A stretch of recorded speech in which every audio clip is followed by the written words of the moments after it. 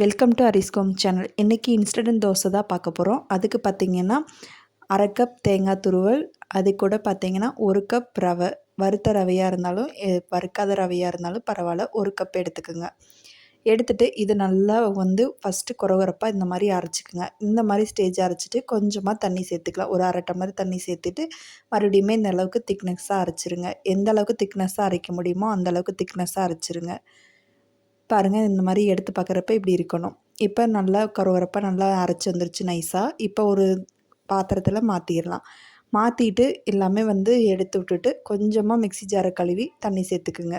இது கூட தேவைக்கேற்ப உப்பு சேர்த்து ஒரு அரை மணி நேரம் இல்லைன்னா ஒரு 1/4 மணி நேரம் போல் அப்படியே கலந்து விட்டுட்டு அப்படியே விட்டுடலாம். இது ஒரு பக்கம் ஓரமாக இருக்கட்டும். இதுக்கு சுவைக்கேற்ப சட்னி, காரமான தக்காளி சட்னி எப்படி செய்யலாம்னு பார்க்கலாம். அதை செய்கிறதுக்கு ஒரு 5 நிமிஷம் தான் ஆகும். இந்த மாதிரி கலந்து விட்டுட்டு அப்படியே விட்டுருங்களாம். இப்போ பார்த்திங்கன்னா ஒரு 5-6 ஒரு 10 15 கூட சின்ன வெங்காயம் எடுத்து வச்சுக்கோங்க. அது கூட 2 தக்காளி பழுத்த தக்காளியாக சேர்த்துக்கிறலாம். அது கூட காஷ்மீரி சில்லி தூள் ஒரு 1/2 டேபிள் ஸ்பூன் சேர்த்துக்குங்க. அது கூட சின்னூண்டு கொஞ்சம் புளி, அவ்வளோதான். தேவைக்கேற்ப உப்பு சேர்த்துக்கலாம். உப்பு சேர்த்துட்டு நல்லா மைன் பேஸ்ட்டாக அரைச்சிட்டு எடுத்து தனியாக வச்சுட்டு இப்போ எண்ணெய் சேர்த்துட்டு கடுகு தாளிக்கிறதுக்கு சேர்த்துட்டு நம்ம அரைச்சி வச்சுருக்க இந்த பேஸ்ட்டை அதோட சேர்த்துடலாம். இது கூட 4-5 பூண்டு உங்களுக்கு வேணும்னா சேர்த்துக்கலாம், வேணும்னா ஸ்கிப் பண்ணிக்கலாம். அவ்வளோதாங்க. இதை எடுத்து அப்படியே சேர்த்துடலாம். சேர்த்துட்டு பச்சை வாசனை போகிற அளவுக்கு நல்லா கலந்து விட்டுட்டே இருங்க. நல்லா பச்சை வாசனை போய் வரும். பாருங்கள், இப்போ தான் கொதிக்கவே ஆரம்பிக்குது. கொஞ்சம் பச்சை வாசனை போய் வரட்டும். இது ஒரு 5 நிமிஷம் போல் கொதிச்சிட்ருக்கட்டும். பச்சை வாசனைலாம் போயிட்டு வரதுக்குள்ளே நம்ம இப்போ இன்ஸ்டண்ட்டாக செஞ்ச அந்த மாவு ஓரளவுக்கு ரெடியாகி வந்திருக்கும். இதெல்லாம் செஞ்சு முடிக்கிறதுக்கு ஒரு 10 நிமிஷம் ஆகும். அதிலே ரெடியாகி வந்துடும். இப்போ தோசை கல் எடுத்து வச்சுக்கலாம். கல் காஞ்சதுக்கப்புறம் நம்ம எப்பயும் போல் தோசை ஊற்றுற மாதிரியே நம்ம ஊற்றிக்கிறலாம். இப்போ நான் 1/2 கரண்டி மாவு எடுத்து அப்படியே நம்ம தோசை ரவுண்ட் ஷேப்பில் எடுத்து விட்டுருங்க. எடுத்து விட்டுட்டு தேவைக்கேற்ப எண்ணெய் இல்லைன்னா நெய் கூட சேர்த்துக்கிறலாம்.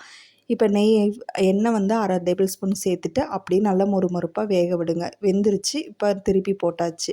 பாருங்கள், எந்த அளவுக்கு அந்த ஷேப் கூட எந்த ஒரு இது மாற்றம் இல்லாமல் எப்படி வந்துருச்சு பாருங்கள். இப்போ அதை அப்படியே திருப்பி நம்ம இப்போ தட்டில் எடுத்து வச்சிடலாம். பாருங்கள், திருப்பி காட்டுறேன். எந்த அளவு இதுலேயும் ஒட்டவே இல்லை. இப்போ அப்படியே எடுத்து தட்டில் வச்சிடலாம். மீதி இருக்க மாவையும் அப்படியே ஒன்று பின்னா நம்ம ஊற்றி எடுத்துடலாம்.